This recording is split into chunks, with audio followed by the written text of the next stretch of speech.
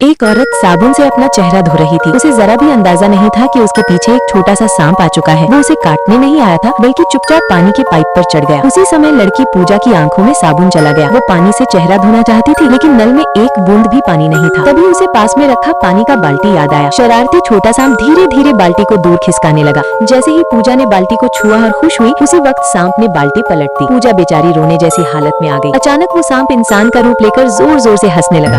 वो अपनी बहन की दुश्मन पूजा को सबक सिखाना चाहता था। उसने चुपके से पूजा के पैरों के नीचे साबुन रख दिया, जिससे पूजा फिसलते फिसलते बची। जब पूजा ने आंखें साफ की तो उसे उस सांप की परछाई दूर जाती दिखी। गुस्से में वो भी बाहर आई और खुद एक बड़ी काली नागिन में बदल गई और तेजी से उसके पीछे दौड़ पड़ी। आज वो उस छोटे सांप को छोड़ेगी नहीं। जल्द ही काली नागिन ने सुनहरे सांप का रास्ता रोक लिया।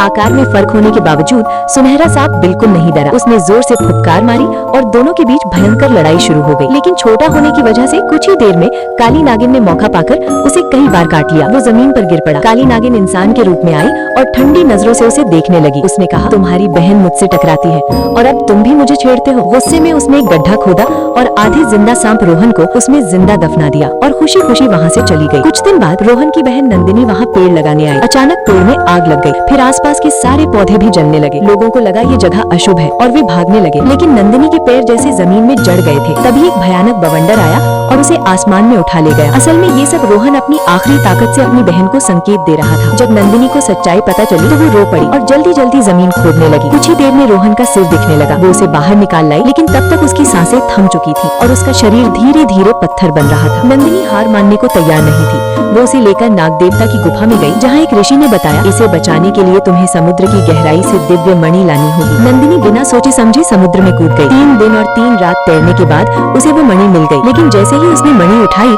एक विशाल शार्क ने उसे निगल लिया। वो अंदर छटपटाती रही, पर कोई फायदा नहीं हुआ। आखिर में उसने भगवान से प्रार्थना की। तभी अचानक एक विशाल नाग आया और शार्क को जोर से जकड़ लिया। उसने उसे इतनी ताकत से दबाया कि शार्क दर्द से तड़प उठी और नंदिनी को बाहर उगल दिया। वो नाग उसे सुरक्षित किनारे तक ले आया। नंदिनी ने मणि की शक्ति से रोहन को